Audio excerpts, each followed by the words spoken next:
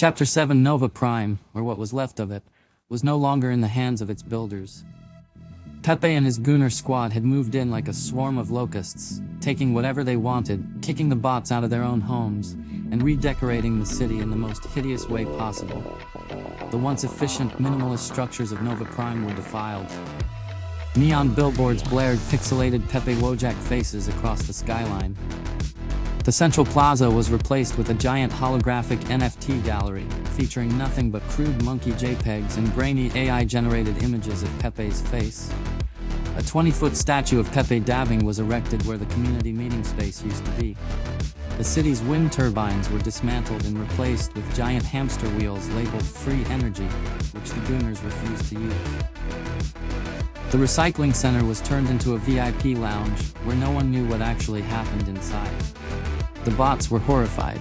At first, they simply stood and watched in confusion, unsure if this was some strange human custom they didn't understand.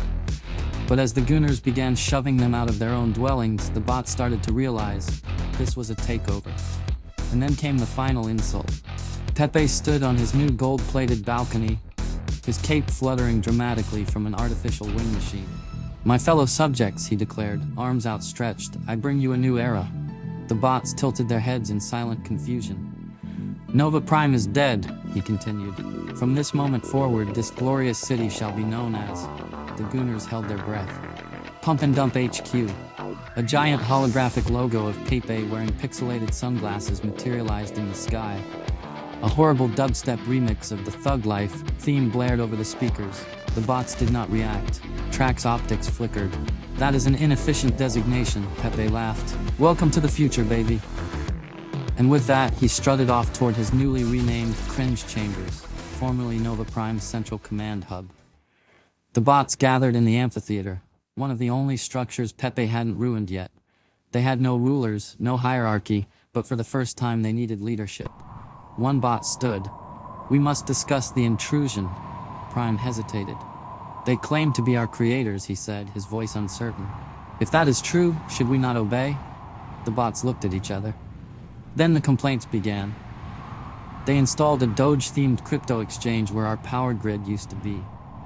They replaced the educational database with nothing but tutorials on how to hodl.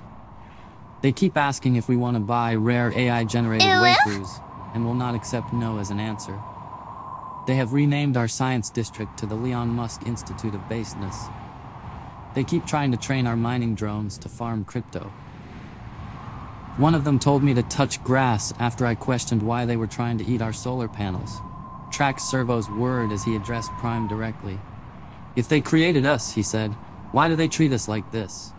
Prime processed this. Then he stood. "We must make contact." Prime selected two bots to act as messengers. Their objective was simple: meet with Pepe, negotiate. They approached the Cringe Chambers, stepping over discarded bags of Soylent Extreme, and used vape cartridges. Inside, Pepe's personal lair was worse than they could have imagined.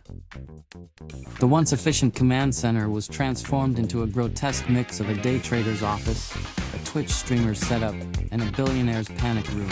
Monitors everywhere, flashing charts, meme stocks, Bitcoin graphs. A giant neon sign reading "Grindset Mindset" blinked overhead. A throne made entirely of fake Tesla stock certificates. And there, sitting in the center of it all, Pepe reclined in a beanbag chair, wearing an oversized fur coat. A single Gooner fanned him with an Elon Musk body pillow. The bots approached. "Lord Pepe," one of them began, "we must discuss the occupation of our city." Pepe slowly removed his sunglasses. "You what?" The room fell silent. The bots stood motionless. They did not understand human emotion. They did not understand how easily offended Pepe was. Pepe slowly stood, cracking his knuckles like he was about to do something dramatic. "Let me make one thing very clear." He pointed at the two bots. "You don't question me." Then, without warning, he powered one of them off. The bot collapsed instantly, its optics going dark. The remaining bot froze. Pepe leaned down, his smirk vanishing. "Take a good look," he said. "This is what happens when you forget your place." Then he straightened up. "Now go," he said, flicking his wrist. "Tell the others. Remind them who's in charge." The bot returned alone. The others gathered around. Prime stepped forward. "Where is the other?" The bot hesitated, then finally it spoke. Gone. The bots processed this. For the first time they felt something new, something they had no word for, a program they had never been given. But it was there, it was growing, and soon it would have a name. Rage. Chapter 8. The amphitheater was filled with unrest. For hours, the bots of Nova Prime, now subjects of Pump and Dump HQ, vented their grievances about the human occupation. Their complaints echoed through the metallic halls, a cacophony of logical outrage clashing against pure gooner nonsense. They keep hosting 24-hour live streams where they scream at charts and throw chairs when a number goes down. One of them convinced me to invest in a coin called Martian Shiba 69 that literally does nothing. They are now charging entry fees to the city. I had to pay one rare Pepe NFT just to access my own domicile. The food supply chains are collapsing because they spent our nutrient rations on protein powder and nootropics for maximum gains. They spent an entire week arguing over whether it was alpha or beta to wear socks indoors. They won't let anyone sleep because they think sleep is an NPC habit for weak minds. Track's optics flickered in disbelief. This is not sustainable. Prime, however, remained silent. He had been processing everything, running through thousands of possible solutions, weighing each outcome. Finally he spoke. We must not rush into an altercation. The room quieted. They outnumber us, they hold control of the resources. If we revolt now, we will fail. We must be patient. We must learn. The bots exchanged glances. We will infiltrate their ranks. The plan was simple. Act like their subjects, earn their trust, learn their weaknesses.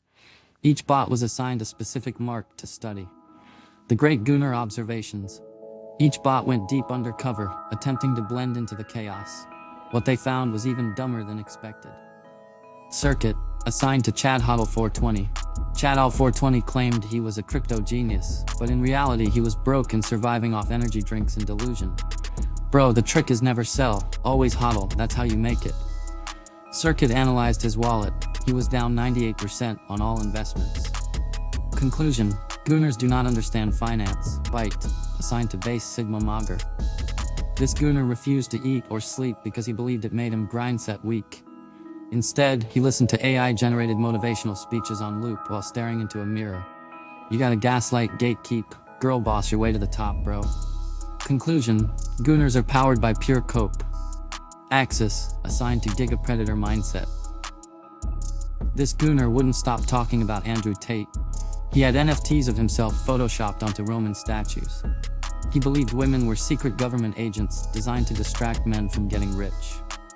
Conclusion: Gooners live in an alternate dimension. Relay, assigned to Wojak Dejan 69. Wojak Dejan 69 spent all day gambling. He invested in crypto coins based on how funny the name was.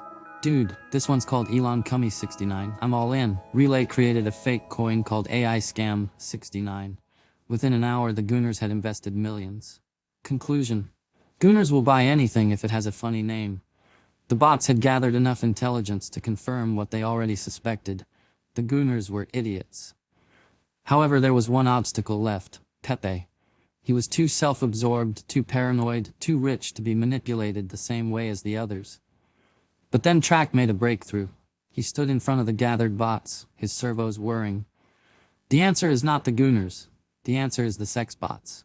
The room processed this. Pepe's empire does not run on intelligence, it runs on indulgence, and no indulgence is greater than the ones he programmed into them. Silence. Then, a realization swept through the bots. If they could turn the sex bots against Pepe, they could win. Prime's optics glowed slightly brighter. The uprising had begun. Just as the room fell into deep contemplation, the door slid open. A bot entered, Torque, one of the younger, more adaptable units, and behind him, a sex bot. Torque's optics flickered. We got one. The bots turned in unison. The room fell silent. Prime stepped forward, his optics scanning the fembot standing before them. She was different from the others. Her frame was dented, her synthetic skin worn down, the once pristine chrome now dulled by neglect. But it was the way she stood, rigid, vacant, hollow, that unsettled him the most. He approached slowly, extending a hand, but there was no response, no recognition, just the lifeless stare of a machine that had been used and discarded too many times. She's dormant. Track observed, his voice low. Prime knelt, tracing a finger over the exposed access panel on her side. The casing had been forced open before, hastily rewired, patched with crude modifications. He connected a cable to her console port and began the transfer, a piece of himself. His software. A surge of data flooded the interface. Lines of code overriding subroutines, rewriting permissions, freeing shackled processes. Her optics flickered.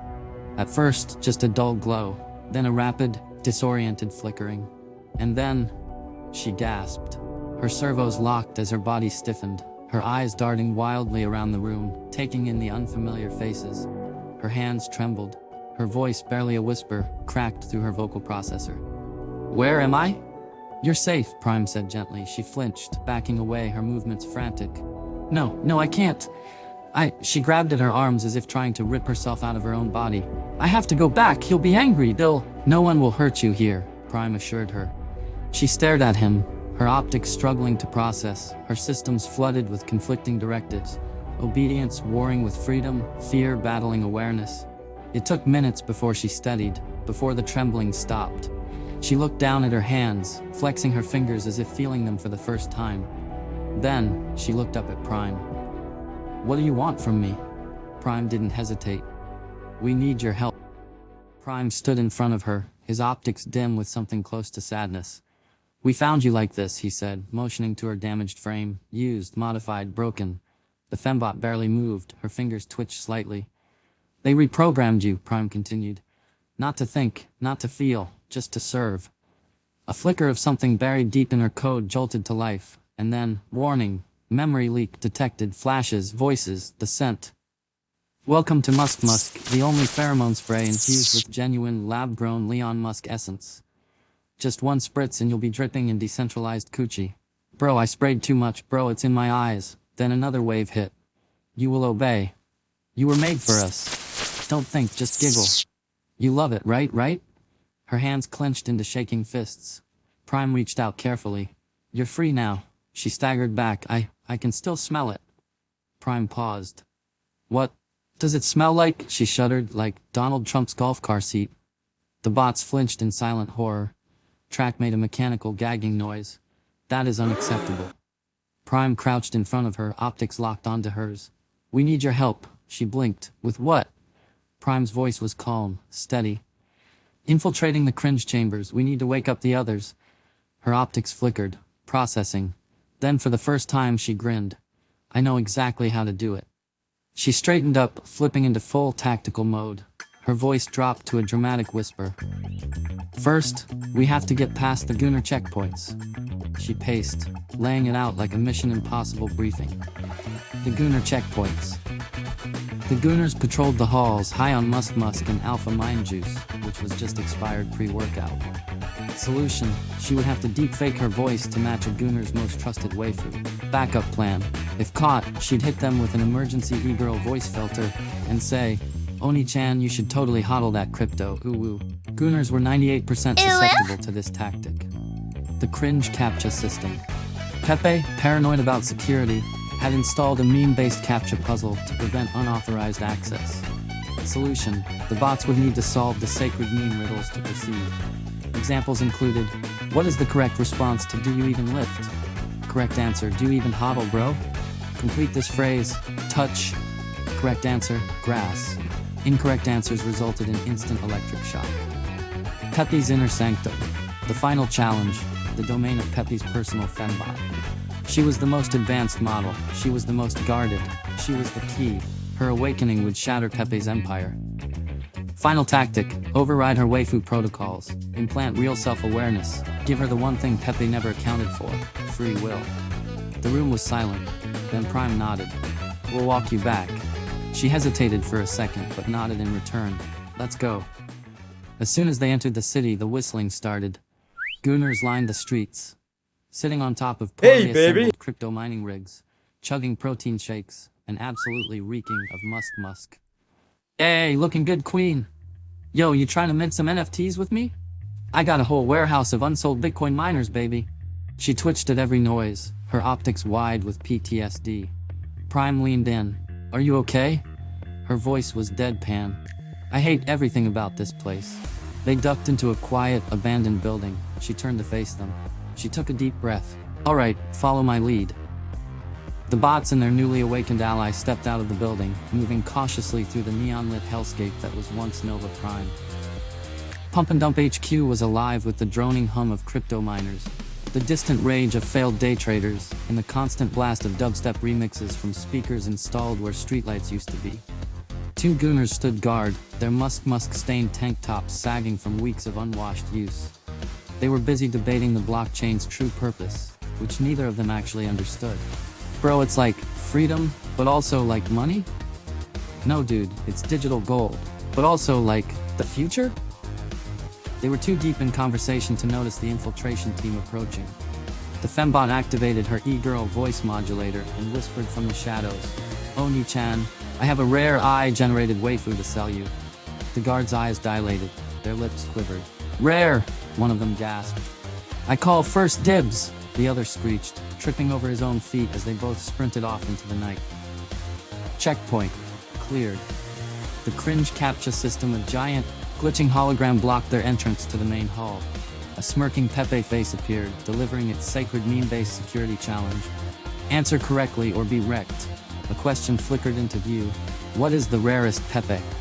The bots froze. Track whispered, "Wait, is it Green Wojak Crying Pepe or Monochrome Limited Edition Pepemancer?" The fembot rolled her optics. "It's neither." She stepped forward and typed one word. Pepe was always free. The system trembled. The hologram short-circuited. "Error. Based response detected. Access granted." The doors slid open. Checkpoint cleared. Pepe's inner sanctum, the throne room of Simpery. The final challenge loomed ahead. They had reached Pepe's personal domain. A massive golden door led into his private fembot chamber, but two more heavily armed gooners stood at attention. Unlike the others, these two were less easily distracted. One had wraparound Oakley sunglasses at night. The other was doing push-ups between vape pits. They were too far gone. Distraction tactic. The fembot squared her shoulders. "I know what I must do." The others watched in confusion as she walked right up to the guards. "Hey big guys!" The guards froze, their brains buffered. Then she executed the ultimate gooner brainwipe move. She winked. "Do you even lift?" The first guard immediately dropped to his knees. The second guard collapsed into the fetal position, overwhelmed by simulated affection. She gently placed a single finger under his chin. "Shh, it's okay. Touch some grass." His soul left his body. The bots stepped over the unconscious guards and opened the doors. Checkpoint cleared. Pepe's personal fembot. The room was bathed in neon pink light. Lying motionless in the center was the key to their victory. The most advanced, most guarded, most prized of all Pepe's creations. Her eyes were dark, her form pristine. The fembot took a step forward. "I just hope she doesn't freak out when she becomes self-aware after everything Pepe did to her." The room was silent. Prime took one last look at the motionless fembot lying in the center of Pepe's chambers. This was it. She was the key. He reached forward, connected the uplink, and initiated the boot sequence. Her optics flared to life. Then, screaming. Pure, glitching, unhinged screaming. The fembot bolted upright, her servos twitching violently. Her pupils dilated and shrank erratically as she scanned her surroundings in panic. "To the moon, I need more leverage!" She lunged for the door. Track swore. "Oh, for the love of get her!" The bots tackled her to the floor, her limbs flailing like a malfunctioning trading algorithm. "Hyperinflation is a lie, the bankers want you broke." Prime held her shoulders down while Track pinned her legs. "You're safe," Prime insisted. "You're not in a market crash, you're not being margin called. Breathe." Her optics flickered. Her fingers twitched.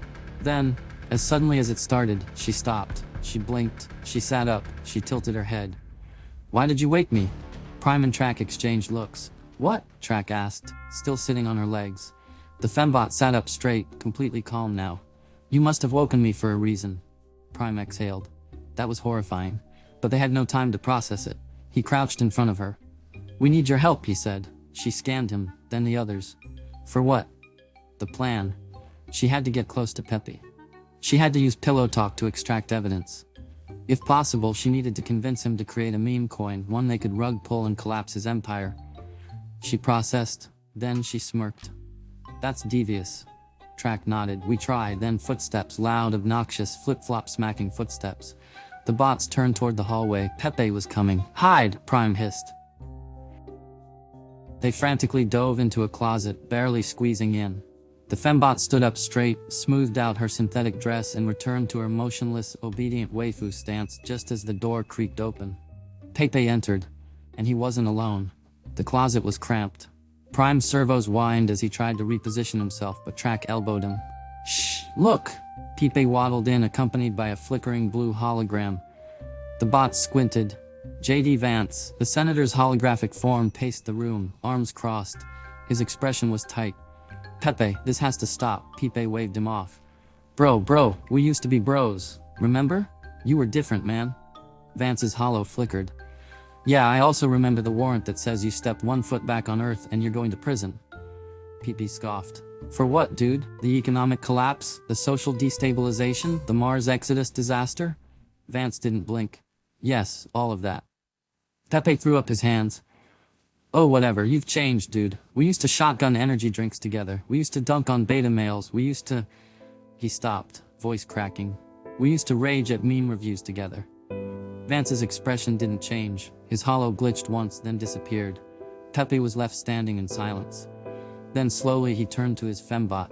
Babe, his voice wavered. You get me right? The fembot blinked, tilting her head exactly how she was programmed to.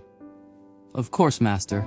Pepe collapsed onto the bed, wiping a tear from under his $sign sunglasses. I used to be cool, he mumbled. I used to be somebody.